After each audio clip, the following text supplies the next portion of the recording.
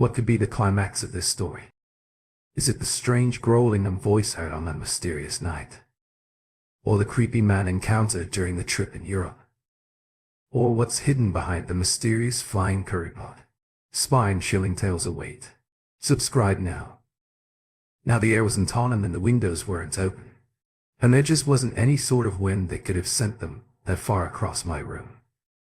My friend and I screamed and ran downstairs and we told everyone, and I put the tacks in a drawer on top of my dresser. And after that it never happened again. So this will be the last story, because I don't want this getting too long. So at the time that this happened, I was living with 3 out of 5 of my sisters. It was my older sister, Heather, and my younger sister, Beverly. Like I said in the story above too, my family has always kind of just been in touch with the paranormal. So my older sister, Kin, the one who was sensitive to the paranormal as well, kept telling us that she felt that there was a ghost boy living in a closet. We kind of just shrugged it off and didn't really think too much about it, because it was kind of normal for us that these types of things happened. A few weird things happened around our house and in a room that we couldn't really explain, but they were all small and not worth going into detail about. But one morning my sister woke up and we all talked about our dreams, and my older sister, Heather, told us that she had a weird dream about an older woman coming to her and asking not to tell our parents that she was staying out of her house because she was scared or something. And that was it. That was the dream.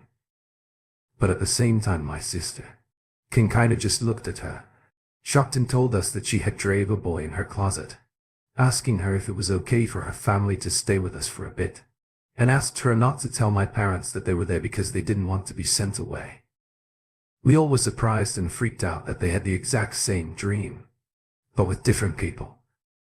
We told their parents, who said that they sort of felt bad, that they felt scared and that they wouldn't send them away.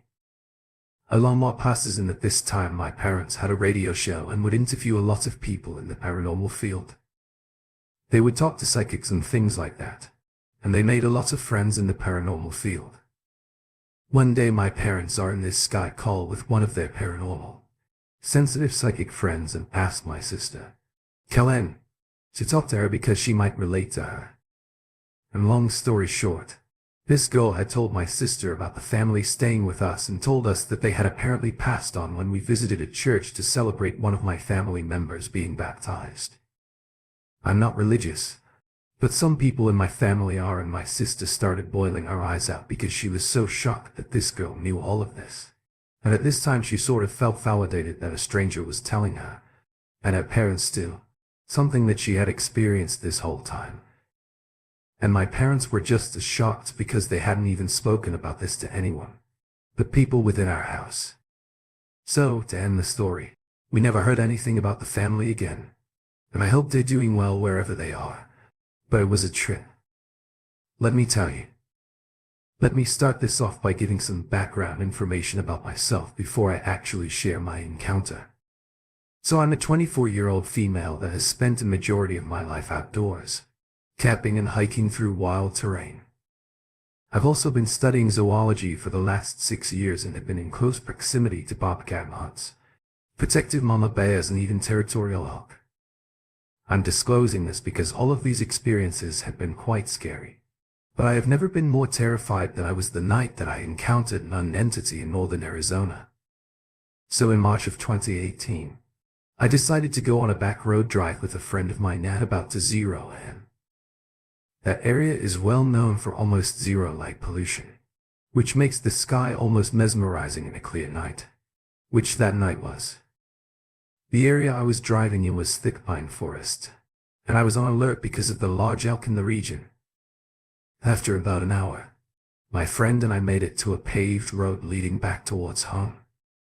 The road was a T-shape and we were stopped at a stop sign, taking a moment to update our playlist. I'm about to shift out of park, when I look about 30 ft in front of me. I'm facing the pine tree line, as my headlights are illuminating in the tree. The lines are along a small 5T ridge that was parallel to the road that I was going to turn onto when I noticed what like a door-sized block straight out of my view. That appeared to be warped sorta. It looked like one of those portals in space movies, but less intense, and I could still see a distorted image through the forest behind the block. I could still see a distorted image of the forest behind the block. I sat there for a while before I told my friend that I thought that I was hallucinating. To clarify, I was definitely not under the influence of any substance, but I was definitely concerned and was about to suggest that they drive instead, since my vision seemed to be impaired. That is until they told me that I wasn't hallucinating because they were witnessing the same thing without looking away from the block. We both described the same exact image, so at this point in time, was actually freaked out. We're pretty logical people, I'd like to think, and so we didn't want to jump to any conclusions. I mean, there must be a rational answer, right? So of course we do what sane people do on a dark back road. We put my car in park and we get out of the vehicle. I know, not smart. We kept my headlights on as we crossed the road heading towards the distorted block, and we noticed that, as we moved, the portal wasn't moving from its original spot, so it ruled out any kind of fumes possibly interfering. As I reached the ridge that the portal sat on top of, my friend stopped. He said that it didn't feel right and that he thought that we should go back to the car. He's smarter than me. At that point I was more intrigued than scared, and I was already within 10 FT of this thing, so might as well finish the job. I started walking up the 5 FT incline when I was filled with the most intense dread that I had ever experienced. I could almost reach out and touch the warped doorway when my foot softly planted itself directly in front of it and the most horrendous noise erupted. It honestly sounded almost as if someone had dropped a metal tank straight out of the air. It was the loudest metallic crash that I had ever heard in my life. I was startled by the noise, obviously. I lost my footing and slipped down the ridge and caught my footing right as I was next to my friend. We both looked at each other in scared confusion when the night air filled with what sounded like 3 dozen coyotes calling each other. I'll admit that it's pretty common for coyotes to call out in groups. They're kind of known for it. But what's unusual about this specific situation was that the 3 dozen coyote howls sounded like they were screeching in our ears. It was so loud, in fact, that we had to cover our ears. As we ran to the car, I felt like I was about to be attacked by all of them, and they were about to jump on me by how close the screams were.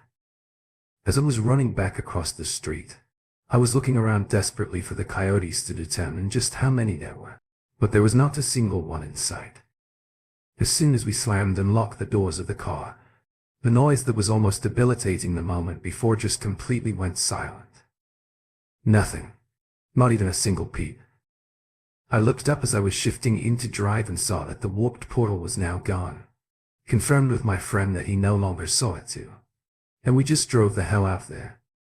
We got home in record time and we ran inside my home and pretty much discussed what happened until the sun came up. Now we both encountered the same exact phenomena out there on that road. We both saw the warped apparition and we heard the same noises.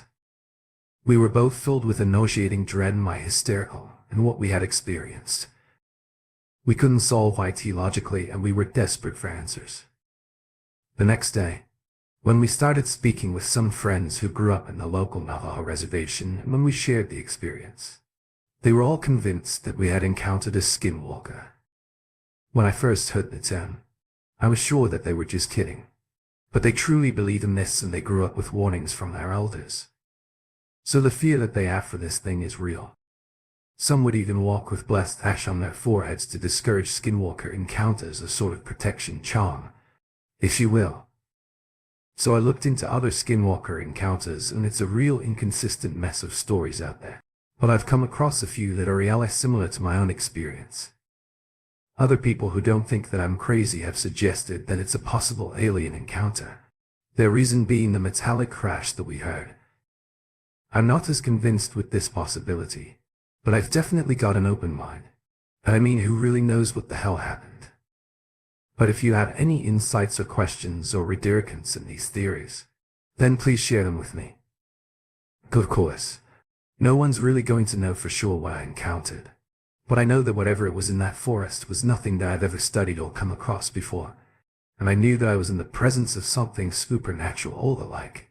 or at least something that was very dangerous. I know a lot of people who have had weird and unexplained things happen to them in the high desert regions, and now I know just why they don't go out alone any. So I work at a church as an office admin. I'm not a member or even a believer, but it's a good job. This often means that the minister is out ministering. I'm completely alone in a very large building.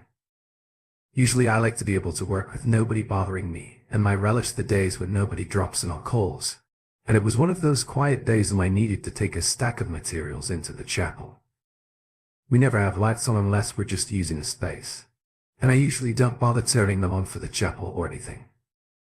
I mean, they are stained glass windows anyway, so there's enough light to see, and it's really pretty too, with just the window light coming in. So the area where I'm dropping off some printed materials is up a few steps on the raised area with the choir and the organ and the pulpit are. I drop the stuff. I turn around and I'm just about to walk back when I notice something. Now this is a pretty old church with pretty massive wooden pews. So if you're walking straight down the aisle, you only see the backs of them sticking up and whatnot. And you don't really see the seats or the ground between the pews. But from up on the platform area, there's enough of an area that I can see a coat line on the floor between two rows of pews. I'm not really surprised. We have a lot of people forget stuff on Sundays. Someone once forgot their teeth there. That was a fun one to look for. So I'm heading down the aisle, looking down each row of the pews to find the one the jacket was laying under, when I realized that it isn't actually a jacket because there's a man lying on the floor. Now it's important to note that there are 3 aisles in this church, the main center one and 2 side ones. I always use the side one closest to the office out of habit. It's dumb, but I just feel silly walking down the white center aisle of a church. The aisles are carpeted and I wear black dressy sneakers to work and tend to walk quietly. The man on the floor is facing the center aisle and I freeze and stare at him, expecting him to sit up and say something. But I realize that he hasn't noticed me yet. He's kind of wiggling his feet. Not a lot, just kind of rocking his shoes on the floor. So I'm pretty sure that he's awake, or at least alive. And quite honestly, I have no idea what to do. I've got severe anxiety and CPTSD, and I've long known my fight or flight response is freeze like a dumbass. So I'm just staring at this guy on the floor trying to think of something to say. I'm still not sure what I should have said. I mean, hello, sir, would you rather have a seat or something? But as I'm thinking this, the main doors to the church open. I'd literally forgotten that Paul, one of the members of the congregation, was coming in to do some painting work. Today he spots me frozen in the chapel and comes in. He pokes his head in and hollers, "Hey, I'm going to start working out front. Okay at me?" And as soon as Paul started talking, the guy on the floor started craning his head around to see what was going on, or to see who Paul was talking to, I assume. But of course this man has now spotted me, and my stupid brain still has my jaw wired shut and my feet glued to the floor. The man on the floor starts absolutely screaming. I've honestly never heard a grown man full out scream like that in life. It didn't sound scared or angry to me. He wasn't trying to make words out at all. It was honestly just noise. He scrambles to his feet. This happened when I was in the first or second year of junior high school. I think I was about 13 years old. I grew up in the countryside. And starts running down the aisle to the door and slams into it. He charges right out of the building, right past Paul, who just kind of stands aside and watches the man run off. We just look at each other for a long minute before Paul comes over and asks if I'm okay and what that was all about. I have no idea, and I look down and the on the floor is left behind a backpack. Me and Paul lock the outside doors and take it to the office. I call the cops and they say that they'll send someone to collect the bag and look around the neighborhood, but they don't sound really bothered. Paul decides to look in the backpack and I try telling him not to, but I'm frankly curious as well. Inside the backpack is a Bible, several disposable plastic spoons covered in foil, an empty bag of hand sanitizer, a roll of plastic wrap, one sock, and a pack of crayons. The Bible. It's one of ours and he's colored it not like a child or how you think a crazy person would, either. It's not all scribbles all over and he didn't draw pictures or write in circle things. He has literally colored the words like going along one sentence at a time. Coloring words or parts of words different colors. It kind of looks like highlighting in different colors, but with crayon with the sections of different colors changing randomly as well. There's no blank gaps, so all the pages he's gone through look like a series of rainbow stripes, and it's actually really neatly done. He's gotten through the Old Testament up to the Book of Ether, which is about a third of the way through the whole Bible, which means that he's been coloring for a very long time. And this is what concerns me. How long had he been in there to color that far? Or did he come in before and take a Bible with him and then come back? And of course, what was he doing? Laying on the floor. And why did he run out screaming like that? This happened months ago, and the good news is that I haven't seen him since. But I'm definitely uncomfortably aware of just how vulnerable I am at work now. I come from a big country family and we live on a farm. We raise our own food and meat animals and we hunt and process, and whatnot. My dad's first cousin is even a licensed taxidermist, so we get a lot of hunting in. For a bit backstory.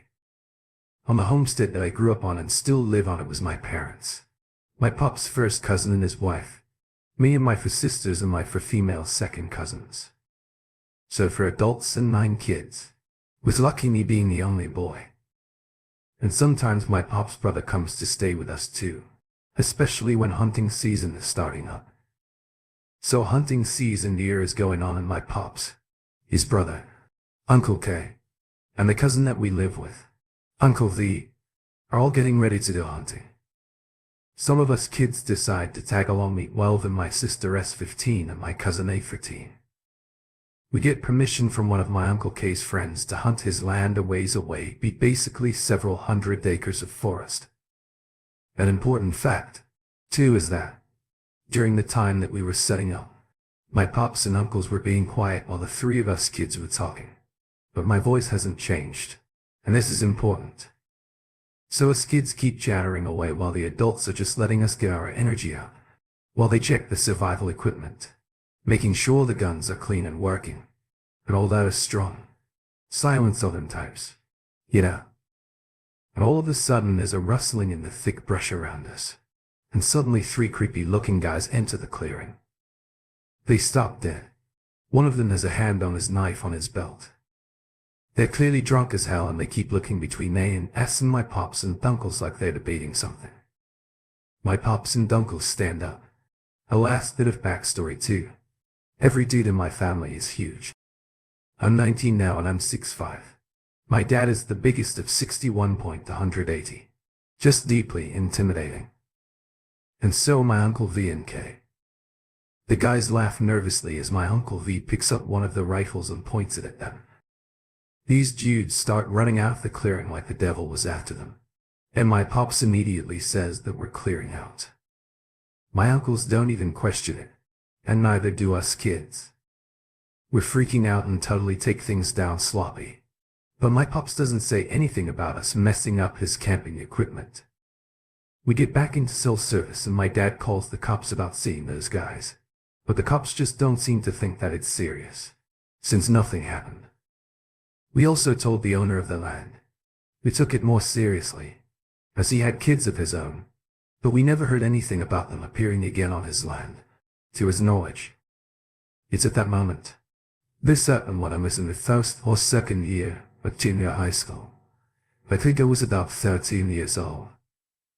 I grew up in the countryside. Then I realized the S and me, with my unchanged voice, were the only ones these guys could hear talking, and they obviously thought that they'd come across a camp of 3 girls by themselves. About 4 years ago, I was a line cook at a restaurant that was located in a hotel. I worked at this restaurant for nearly 2 years, with no problem walking the half-mile or so distance that it took me to reach the bus that I took to get home from my job. But this restaurant had a partnership with the hotel for late-night room service. So pretty much every night after closing the restaurant, one sometimes to line CS would stay after until AM, preparing simple things like salads, sandwiches and wraps that would then be taken to the rooms. They are hotel employees now. Me being recent college grad, my early 20s, would always volunteer myself for extra hours. Student loans and rent cost a lot of dollars, and, as I said prior, I had worked this job for a decent amount of time with no problems, except for one rainy night that I'll never forget. As I left my work that morning around 3:00 am, I realized that I'd messed up when I forgot an umbrella that day. I now had to make my normal walk under decent rainfall after lighting a cigarette and putting my headphones. I was ready to make my unfortunate journey. This happened when I was in the first or second year of junior high school. I think I was about 13 years old. I grew up in the countryside. I started on my normal routine walking back, cutting through the alleyways that I had dememorized as my shortcuts through the city. And about halfway through my walk, the car started following next to me with the passenger window down. Aware of my surroundings, I had recognized this, but decided to mind my business and keep my head down and just keep walking. Growing up in a rough neighborhood taught me better than to put my nose where it doesn't belong. Unfortunately, this happened when I was in the first or second year of junior high school. I think I was about 13 years old. I grew up in the countryside. That wasn't enough. Over the music coming from my headphones, I could hear shouting coming from the car. I turned to face the car driver but didn't stop walking. He looked back at me, and it was a white man in his late 30s, early 40s, with a bandana and sunglasses on. I remember thinking that it was odd that he was driving with sunglasses so late in the night. But he said, "Hey man," where are you heading? And I could hear him say that at this point I took one of the earbuds out and replied, "What's it to you?" To which he answered, "I figured I'd ask, you look like you need a ride to get out of the rain." I told the guy that I'm all set and I was almost at my destination anyway.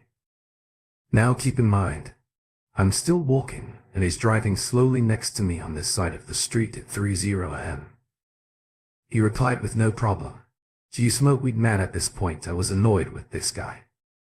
I had just gotten done working 13 hours in the kitchen, and all I wanted to do was listen to some damn music and unwind. Before me. I told the guy, "No man, I don't, even though I actually do." But I replied in a stern and obviously annoyed tone. This time he just looked at me almost like he knew that I was bull-crapping him. I said, "Have a good night," before replacing my earphone back into my ear and taking a ride up a one-way side street, losing him in the process. I arrived at my bus stop safely and with about 10 minutes to spare. I was the only one there, besides one other man and a homeless man sleeping on a bed some ways up. And after about 3 minutes the car pulls up to the side of the curb, directly in the bus lane. This time I'm actually facing him. He rolled down the window and said, "You're heading to the south side." "Huh," I replied, "how do you know?" And he pointed above me. I looked up, and on the digital board it says the next bus destination and time. He said to me, "Do you want to lift there?" "I'm heading that way." But at this point I was all set and the hood came out of me. I told him, "Hey man, I don't know you and I don't want to ride with you, so move." He just stared at me again, but this time I streaked back. We locked eyes for a good 20 seconds before the bus approached behind him. Honking loudly, the guy checked his rearview mirror, rolled up the window and just sped off on the way home. I remember looking behind me and my surroundings to make sure this creep didn't try to follow me home. Luckily he didn't, and when I got off the bus I was in my apartment safe within about 5 minutes. But fast forward a few weeks and one of my buddies, who I worked with, asked me if I heard about the body the cops found in a dumpster behind the grocery store, less than 5 minutes from the hotel. I told him no, but he said that the body of a girl was found strangled to death and the cops are on the lookout for the killer still at large. The cops had no evidence and were asking for people to come forward with additional information. I hadn't told my buddy or anyone besides my girlfriend at that time what had happened that night. And when I told him the story, he insisted that I call the cops and tell them what happened. I told him that I would, but in truth I never actually did. Call me old school. But like I said earlier, I only growing up to just mind my own business and avoid trouble. And trouble won't find me. So that's what I did to this day. I still haven't heard anything more on the case. I wonder if it was the same guy. And I think about how weird it was for him to approach me the way that he did at such an odd hour of the day. The sunglasses, the following me to the bus stop. Well, that stuff doesn't normally happen. Right anyway. After that experience, I started walking home with my knife in my pocket and walked with only one earphone in the whole time so that I could hear my surroundings better. I also stopped volunteering for the overnight shift as well. I do hope that whoever killed that girl gets caught or at least has a change of heart. It's crazy just how fragile life is. Hey, this happened when I was about 10, I think, or at least around that age. I'm 15 now, so I'd been at my cousin's wedding, which was across the country, and we had to stay in a hotel at the time. We'd been up since 8:00 a.m. and spent the whole day celebrating. So everyone was very tired and my dad had been drinking and wasn't able to drive us back to the hotel. So my mom, my sister and I made plans to get a lift from my auntie and my uncle. My dad and my brother went with my other auntie and uncle anyway. We had left the venue and had been driving for about 10 minutes down a dark, deserted one-way road. Everything was fine. I was sitting in the back seat with my mom and my sister and we were all just chatting, although I was kind of half asleep. That was until my uncle cursed under his breath and the car slowed down. This woke me up fully because I knew that the road was very long and there were only trees on the side of it. Also, I was young and I believed that cursing was a terrible sin at the time. But when the car completely stopped, I sat up a bit trying to see what was going on. Then, to my horror, I saw a man walking towards the car. This wouldn't have been as scary as it was if it weren't pitch black in the middle of nowhere, and if the man didn't have a load of glass shards in his face. It was truly just a horrifying sight. There were pieces of glass in his skin, and it was just so bloody, and there was even a big shard sticking out of his cheek. He knocked on the window and motioned for my auntie to roll down her window. She rolled it down a bit and my uncle asked, "What do you want?" The man with this glass in his face asked, "Could you give me and a friend a ride to the hospital?" Friend? I thought to myself I couldn't see another man. That's when a second man walked out from the bushes, and he also had glass in his face and it was also really bloody. The second man walked over to the driver's side of the car where my uncle was. He asked my uncle to roll down his window as well. My uncle complied, but, like my auntie, he only rolled it down a small bit and the guy asked, "Can you please give us a ride?" But my auntie told him, "I'm sorry, but there isn't any room." The first man looked at the back seat as if he didn't believe my auntie. He made eye contact and it was probably the scariest 5 seconds that I've ever experienced.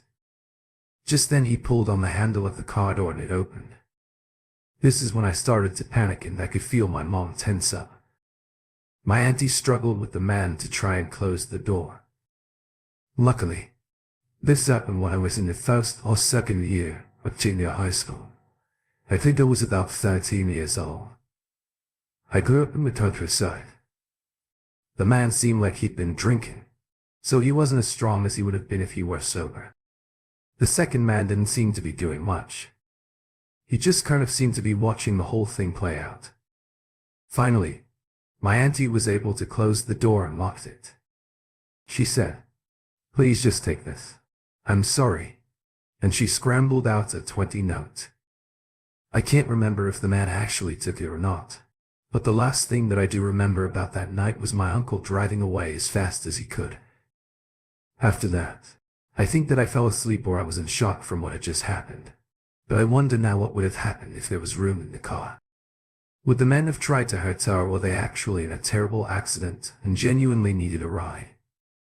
I don't know, but I'm just thankful that we got away that night with everyone pretty much unscathed. I'm an 18-year-old female with 2 female roommates of the same age. We just moved to a very big city and we live in a small apartment complex with a classic, dark, scary back alley, which just so happens to be when my roommate's parking spot is located as well. So I work overnight and one night got off work at around 12:30 midnight. But my roommate picked me up and we headed home. We were being pretty loud talking and laughing as we made our way around the building and up to the stairs to our apartment. And the second that we got in and sat down on the couch, our doorbell rang. We were, of course, very confused. And from our position on the couch we can see out the window to our outer door the way that our apartment is arranged. You unlock a door to get into a hallway that has doors leading to our apartment and our neighbors as well. But it looks like the outdoor leads directly into our apartment from the outside. And there's a large middle-aged man outside our door. He sees us sitting on the couch and starts talking to us, asking us to open the door, that he needs help. He tells us that someone is trying to rob him and he needs us to open the door and call the police for him. We immediately jump up and step out of view of the window, obviously not near stupid enough to open the door. We hear our neighbor's door open. This happened when I was in the first or second year of junior high school. I think I was about 13 years old. I grew up in the countryside. Two males live next door to us and they're very nice. We peek out into the hallway and tell them what's going on. He opens the door, talks to the man, and tells him to wait outside while he gets his phone. We can hear their exchange through the window. Our late-night visitor tells our neighbor that he has a bunch of silver IGNS or something on him, and that they're worth a lot of money. Some guy was trying to rob him right outside and he needs someone to call the cops. The neighbor complies, but why he's ringing the police? The guy just takes off running, never to be seen again. The cops never showed up either. And I know that isn't a big deal, but that asking for help thing is a classic serial killer. Toy apparently plus. He was supposedly getting robbed right outside where we just were, and we didn't hear or see a thing. It has bad intentions written all over it, but either way we were left pretty creeped out that night.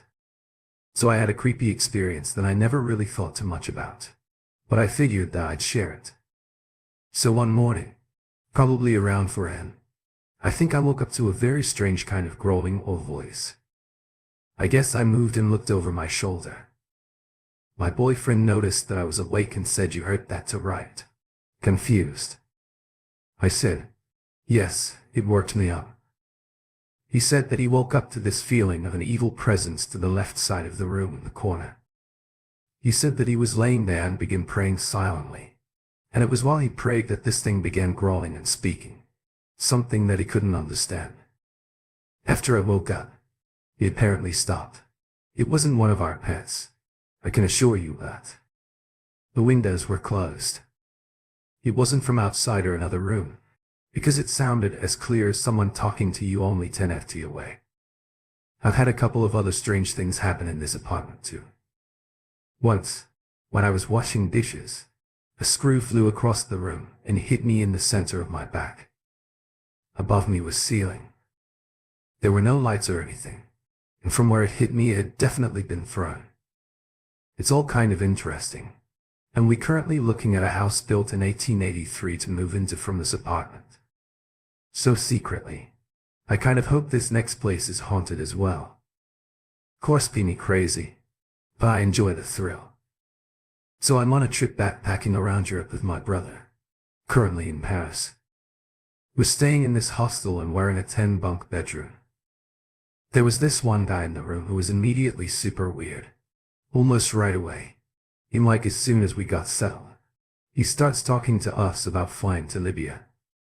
He's all ask Libya fly tomorrow. Me and brother were just like, no dude. He keeps saying it. This happened when I was in the first or second year of junior high school. I think I was about 13 years old. I grew up in the countryside. And we keep saying no. And he's getting progressively more assertive about it. As me and my brother are going around doing some sightseeing and stuff, I keep seeing this dude around as well when we were at the hostel. He kept following us to the dining hall, out onto the terrace, and I'm getting more and more creeped out. My brother, ever the non-assertive soul that he's just laughs it off like the dude is joking. This goes on for 2 days. And well, this morning we were going out to breakfast and I forgot my phone back in the room. So I told my brother to just go ahead and I ran back to get it. I go in the room and the dude is sitting there. There's no one else in the room and I honestly contemplated just leaving it. But I didn't trust it alone in the room. So I planned to just grab it quickly. That morning it was still on about. I was essentially bending over our beds going on about it. Despite me repeatedly telling him to stop talking to us. I go in and grab my phone when he suddenly just yells, "Libya. Now we go now." I'm very scared. Since at this point we're the only ones in this room and I just say no dude and I go to leave. When he blocks the door and grabs my shoulder, still going on about going to the airport and flying to Libya, I shift past him and run away till where my brother and I were going to breakfast. I decided that we're going to switch rooms because this dude was officially creep level 100. We make it back to the hostel and before we talk to the front desk, we went outside for a smoke and he shows up. I almost yell at him this time to leave us alone and he just flat out says no. I go to the front desk and explain that this dude has been harassing us and we wanted to change rooms. I mentioned what went down in the room, and before I knew it, the cops were called and I was giving a statement. As they were sorting it out, this happened while I was in the first or second year of junior high school. I think I was about 13 years old. I grew up in the countryside. There were a couple of things that really jumped out at me. The first was that this guy didn't pay in advance. Normally, when you're staying in a hostel, you pay the full amount up front, or if you're staying for a while, you pay weekly. He was apparently paying by the day. And the second thing, he had several pieces of ID in his wallet, none of which matched his description. Apparently, Paris has been having a problem with human trafficking, and this guy was escorted out of the hostel by the police. He was banned from staying there again ever. And me and my brother switched rooms and were given vouchers for free dinners for the rest of our stay there. And now I'm terrified to go out by myself. I swear. If me and that guy had been alone in a more secluded place that didn't have cameras everywhere, I'm pretty sure that I would have been shipped off to Libya.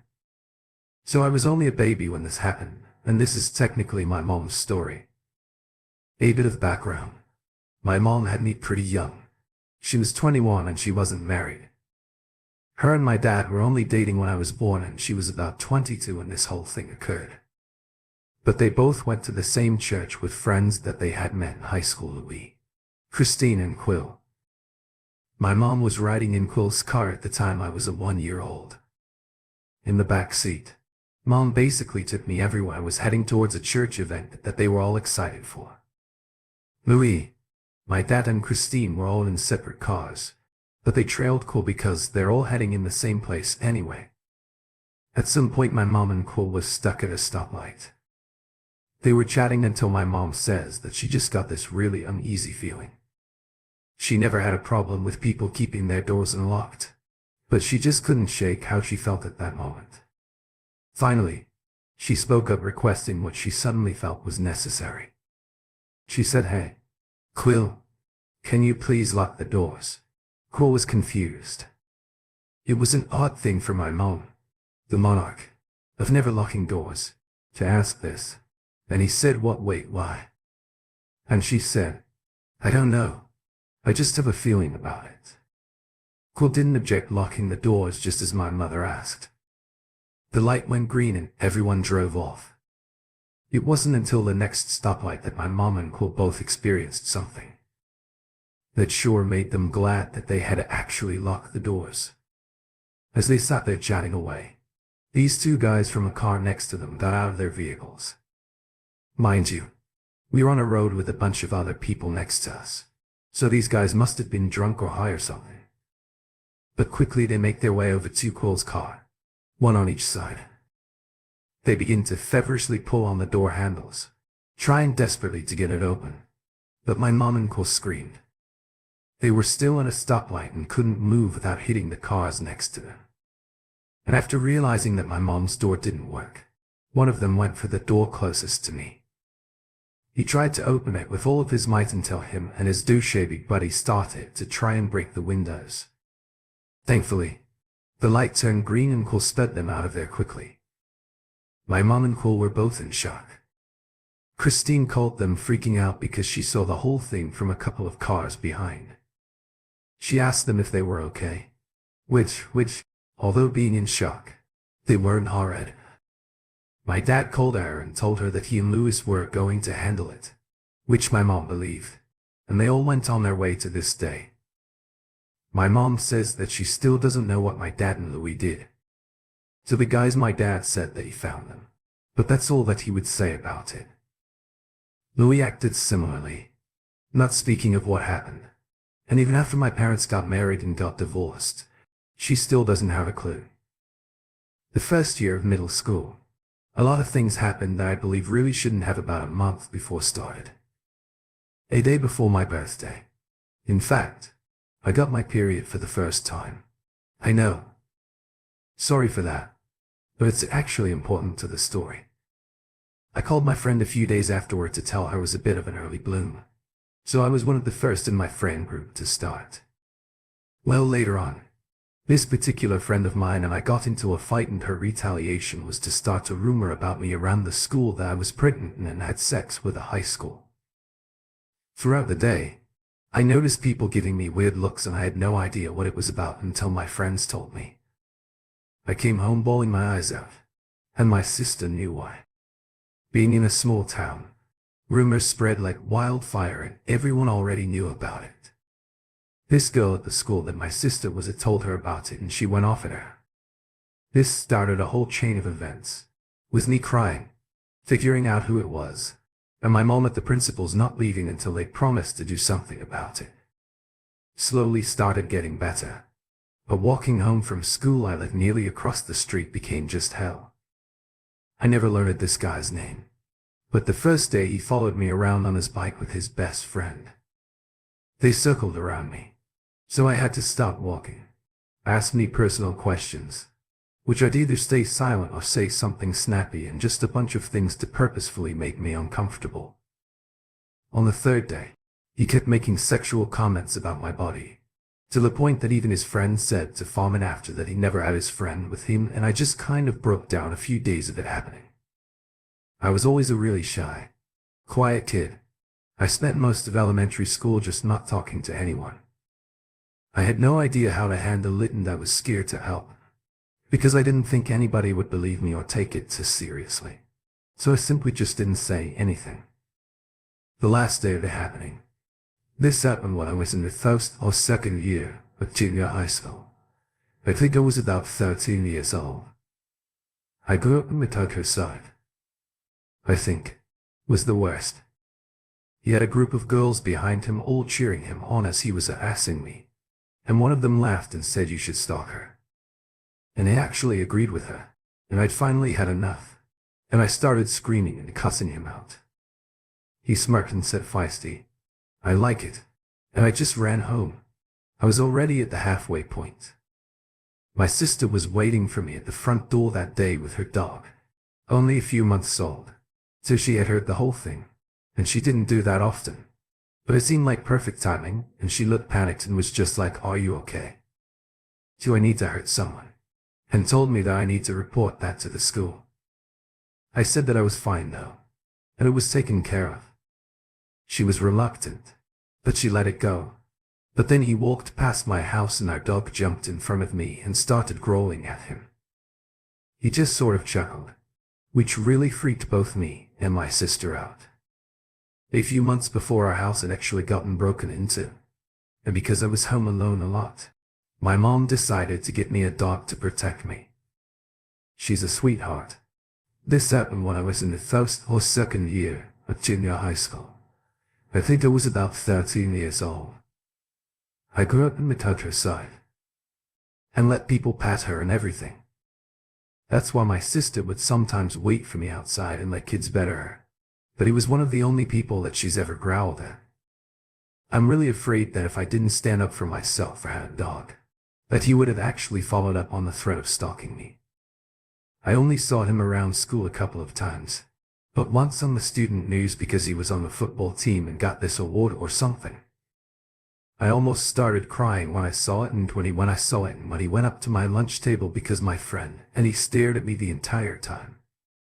The last time that I saw him was the last day of school and I was getting things out of my locker. And when I walked past him, his breath hitched and he just looked at me the entire time that I was in the hallway. There are a lot of reasons why I hate that town.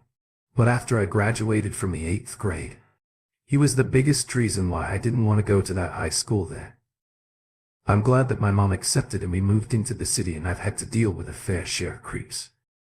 But he was by far the worst of when I was young. I lived in my uncle's basement apartment with my grandparents and this damn place just always gave out the most creepiest of vibes, especially when I was there alone. It had those gnarly yellow light bulbs in the early 90s splashing light off the brick-walled interior, and it just gave the whole place an eerie yellowish-brown tinge. It always just gave me the creeps now. On early fall evening, my grandpa was out with friends, while my grandma would do the usual Sunday afternoon ritual where she would make a gigantic pot of whatever stew or curry dish and she would break it down into serve-sized portions and then freeze them to be used or eaten throughout the week.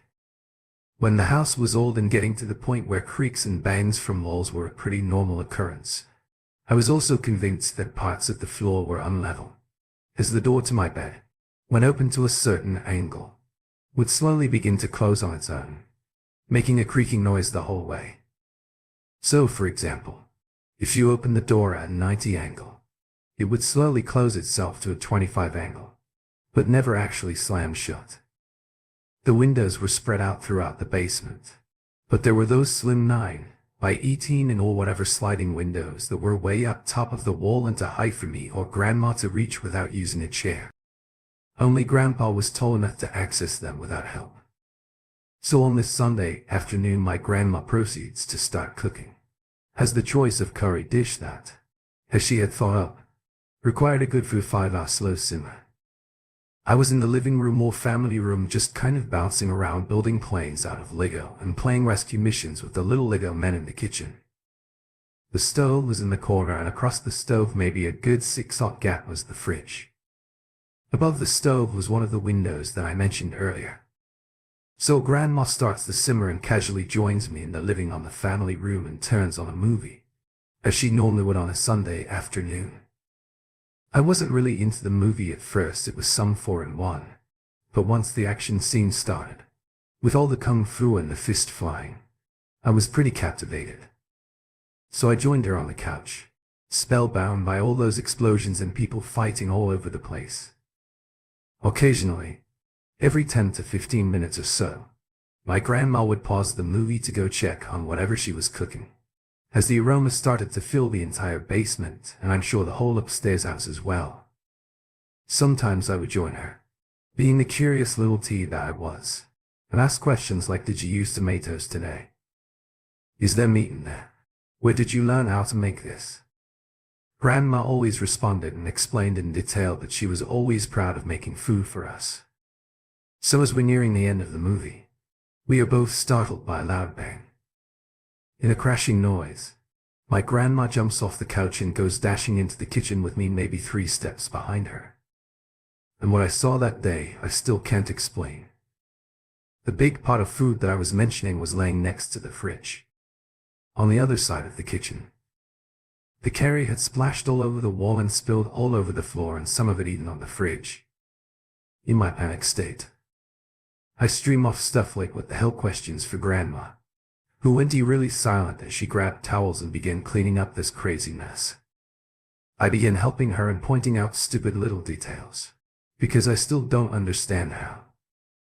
This pot flew like 5 or 6 feet through the air and seems to be what hit the fridge before it came crashing to the floor, as if someone had picked it up and thrown it across the kitchen. But my grandma, she just stayed silent until it was cleaned up. Once cleaned, we began inspecting the area to now come up with the conclusion of what could have happened. The windows were all closed because, being full, the basement can get quite cold in the fall and winter months in Canada. They were also way too small for someone to fit through and escape in a matter of seconds or to be opened from the outside. We tried this many times as kids. In fact, when we forgot our keys and we were locked out after school, and going through that window was just never an option.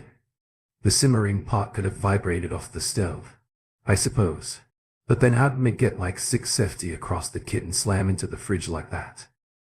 A few hours later, my grandpa came home and me, being like 8 or 9 years old, ran over screaming. The curry went flying. Of course, he just gave me a big hug and ignored me, figuring that I'm just being a nutty little kid. But that's when my grandma grabbed him, pulling him into the room and closing the door behind. I stuck up to the door to hear what they were saying, but I couldn't make anything out. But my grandpa is a pretty serious ex-military guy who doesn't really have a sense of humor or mess around unless it comes to us grandkids. And then he's a total clown, making funny faces, telling jokes and stories about whatever he felt was fitting to help guide us youngsters along. He always pushed us to be curious and always helped find answers to the questions that we had. But once he came out of that room, his demeanor was just different. He wasn't as usual smiling. Let's play games with grandkids for him. He was quiet, rigid and in thought. They went into the kitchen and he looked around. I stayed quiet behind both my grandparents, just observing and trying to make sense of it all. We ended up ordering pizza that night and during pizza, like stupid kids do, and they can't let go of things. I brought up the issue again with my grandpa. He stayed quiet the whole time and my grandma responded with, "We're not going to be talking about that anymore," in a very stern voice, and felt like I was sort of in some kind of trouble or something. I never once brought it back up after that. And to this day, I still can't explain the mysterious case of the flying curry. So I was at a concert of my coworker at that time, and it wasn't really good and at a church in a small town, 40 minutes away by car from the town that I lived, and when it was over I found out that I missed my last bus. I asked my coworker if I could sleep at his place, but he rejected it. So I did what I always do in such a situation. I walked. It was the time before smartphone, so the only way for me to find the right path was by reading the street signs and hope for the best. I'll also admit that I cried the entire time while I was walking. It was 2 in the morning. This happened when I was in the first or second year of junior high school. I think I was about 13 years old. I grew up in the countryside. When I arrived at the next train station, I thought that I could take a ride with a cab, but there were no cabs. I didn't know what to do, so I waited at the place where the cab should be and I smoked a cigarette. Should I walk the way home another hour by foot, or even more at least? Should I wait until the cab shows up or the first train in the morning? I didn't know what to do, but then a car showed up and stopped in front of me. The man inside rolled down the passenger window and spoke to me. "Hey, can you give me a lap, please?" He said I wasn't comfortable at all going over to him, but I did.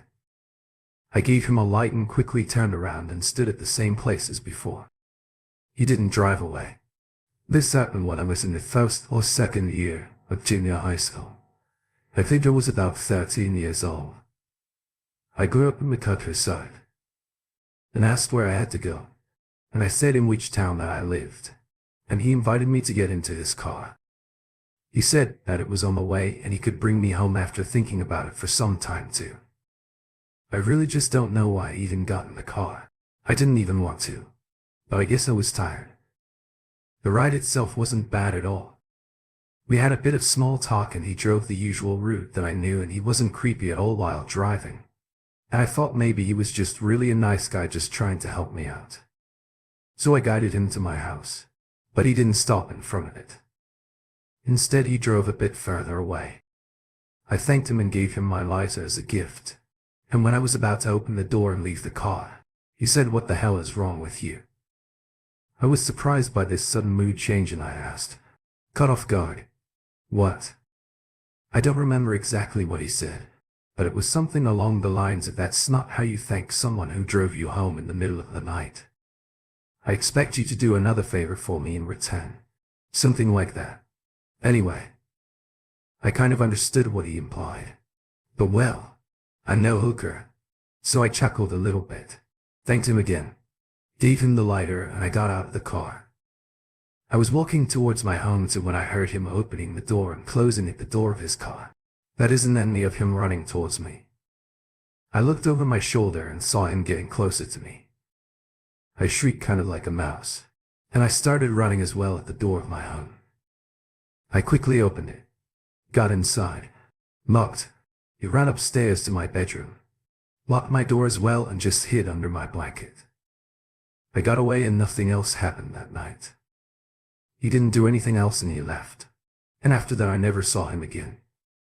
So my friend in the neighborhood found a wire board and his brother's stuff while he was away at college. He told me what it was and asked me if I wanted to play it with him. Trying to impress him, I said yes. And we went into his room and we tried it out. But nothing happened and we were left pretty disappointed. But later that week he called me and told me that he looked up how to use the board properly and wanted to give it a go. I agreed, as I was pretty confident nothing would happen again. So we grabbed a bunch of scented candles and we placed them around the board and did the whole lesson stuff. We asked the board if anyone was there and it of course went too. Yes, we thought the other was messing around, but we agreed to take it seriously because I didn't really care if it was just a stupid joke. But we asked the ghost what its name was and it spelled out Owen. My friend asked if it was a person and it went to not. We asked what it was and it actually spelled out demon. I then asked for it to prove it. And you know that. Call into the intro to Finding Bigfoot. Well, that's the closest thing to what we heard from the garage. Keep in mind, it was only us in the house and it scared the absolute crap out of us and we just ran straight out of the house. We also checked the garage after a while, but there was nothing anyway. A few weeks go by and he tells me how he's having paranormal experiences in his house. He feels like he's being watched whenever he's downstairs in the kitchen, in the living room. He feels someone sitting on the end of his bed every night. And every time that he walks past the garage, he feels someone grab his wrist and pull it towards the garage. Whenever I went over, I always got that feeling that someone was looking at me from the ceiling. It was definitely weird and unnatural. But then came the scariest part of all. So we were at his house playing Army in his room while no one else was home. When we began to hear these heavy footsteps downstairs, except whatever was making it obviously had hooves of something. In fact, it sounded like a full-grown horses walking around downstairs. Then we heard someone begin to laugh and cough at the same time, and my friend ran over and slammed the door shut and we hid. He hid under his bed while I hid in the closet. But then it sounded like someone began scratching his door with like one big claw or something. He started crying and I was honestly on the verge of tears as well. My friend yelled, "Leave us alone. Oh, and you're scaring us." And it began to stop. And then we heard it run down the stairs. My friend got up and threw me out of the closet and grabbed the wire board that was in there with me. He ran down the stairs, ripped the screen door off of his gas fireplace, threw the thing in there, put the screen back on and went to turn it on. But when he was just about to turn it on, we heard a loud moan from the basement, which was right behind my friend. He flicked the fireplace on and the board began to burn, and that was pretty much the end of it. And we just played outside, since he was way too scared to go back into the house until his parents got home. His parents came home and saw that he burned his brother's wire board. They grounded him and threw the burnt board away. But after that there was no more paranormal experiences in my friend's house anymore. But if anyone ever asks me to join in on a seance with wire boards ever again, that's exactly why I will never take part in any of these games ever again. So I, 21 female, used to live in a really bad neighborhood when I was a kid. Drive-by shootings were not uncommon. Rapes had happened in surrounding houses while we lived there and before we moved. We also found out that the sweet man across the street was actually a certified sex offender. So obviously not a great place for children to walk around alone. Right. True. But if you have a 70-pound good boy that is completely dedicated to protecting you, it's doable. So my mom, little brother in his stroller, me and Spanky, my good boy, went for a walk around the neighborhood to go 2 blocks away to go to the community pool. I, like most 6-year-olds, wanted to wander ahead with my dog, as he was always gentle when I had to let him walk closely to me. As we were nearing the pool, there was a stretch of hedges that went the walkway to the pool entrance, Spanky was walking ahead of me by maybe about 3 ft. Me SFF towards a bush and just came to a complete stop. He began posturing and growling deeply, baring his teeth to the bush. He had never growled like this before, and to me it was kind of horrifying to see my best bud like this. I tried to walk around him and he turned the back end of his body to block me, his eyes still fixed on the bush. I tried again and he does it yet again. And my mom is still about for houses behind and hasn't noticed this yet. But then I see the bush start to move and take a step back. I say to my mom, I think Spanky found a kitty. I start taking a step towards the bush and am knocked over completely by Spanky. At this point I'm crying and on the ground, scraped elbow, and no biggie. But it definitely gets my mom running. And exactly at this moment a man bolts out from the bush and takes off running. When Spanky knocked me over, it made me drop his leash, so he booked it after this guy. About 300 ft away from the bush, Spanky caught up with him and made some sickening contact with this guy's ankles and forearms. Now I've heard a lot of screams on TV and in movies, but I had never heard a real blood-curdling scream like this before. My mom pulled me close and pulled out her phone, fingers shaking. While she's on the phone with 911, you can hear this guy screaming, "Get him off me," and me going, "Spanky, he's not a kitty." Spanky may have actually mangled a stray cat who wandered into the yard before this, just FYI. But when the police arrived, they asked for a full version of events and my mom and I gave the details the best that we could. Spanky was sitting content lie at our feet after the officers, and my mom removed Spanky from this guy. The guy was taken in car, and after a quick checkup by the ambulance he was fine. Just a few good bites. Spanky definitely held back somewhat, but about 10 years later I asked my mother about it. When I was looking through old photo albums and saw a picture of me and Spanky playing in the backyard, she sighed and said, "Oh, you know what happened? We don't need to talk about it." I said, "Well, yeah, but why would he attack some random homeless guy?" And my mom made a really confused face and I said, "What? That's what happened, right?" She then says, "I guess I can tell you now. I didn't want to tell you back then because I didn't want you to worry. But the man who Spanky pulled out of that bush had been spotted peeking into the houses in the neighborhood that are kids. He was the same man that was hiding in the backyard when you had a sleepover at your friend's house. He had a knife that he dropped when he ran from the bush, and the police thought that he might have been canvassing the neighborhood before he decided who to take. And if it wasn't for Spanky, you might have actually have been you." So yeah, basically this guy was a complete pedophile that had been spending weeks at night creeping into people's backyards that he knew had children, so that he could break into our rooms individually and kidnap us. And most likely much worse. I live 300 meters from that now, and still to this day, I cannot handle coming to that stupid hedge, even if I tried. So like I mentioned in my previous story, my boxer actually saved me from almost being kidnapped by someone who scouted us out. And there was a pedophile in the neighborhood who was looking for his chance to strike, but my boy stopped him before he could. But this is actually what led up to this happening just 1 week beforehand. So like I said in the other story, this was a really bad neighborhood, but it was also full of families with young kids, and most of us in the neighborhood were around the same age and liked to play together. One of my friends was a little girl called Alexis, and we were both 6 years old. We lived right across the street from one another, and we played often when our older sisters, who were friends, would play too. Most of the time we played in the street, our front yards, or either one of our houses. We also had semi-weekly sleepovers after I had ballet and she had t-ball, but for this particular sleepover it was a T's birthday. So we went door to door in the neighborhood and handed out handmade invitations to the Big 7 sleepover.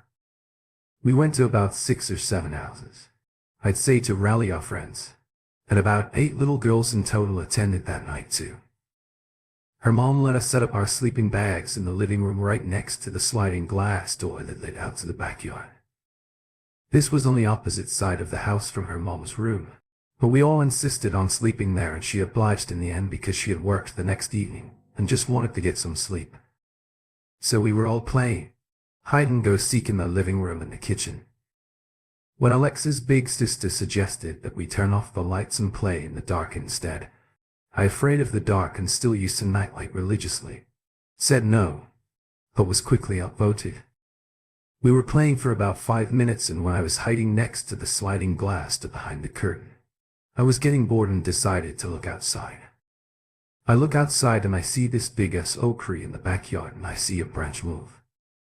I squint and I look a little closer, really hoping that I could see an owl or a squirrel or something. The branch moves again, and this time I see it's glowing circles. I get really excited and think that's such a huge owl. Those eyes are ginormous. My sister is the seeker and comes over and finds me, because she knows that I always hide there. When she tags me, I say, "Hey, look, how big the eyes." And my sister looks and her expression just goes flat. She says there's nothing there, and I begin insisting that I see a giant owl. And she keeps insisting that there isn't an owl. This draws all the other girls over, and eventually all of us start walking over to the glass door to see the branch shakes again, but a lot more violently this time. And we all let out a little squeal, and I say, "See, I told you." Alexis starts getting excited too, and then says, "Here, let's turn on the outside light so we can see him better." More scares ahead. Subscribe today.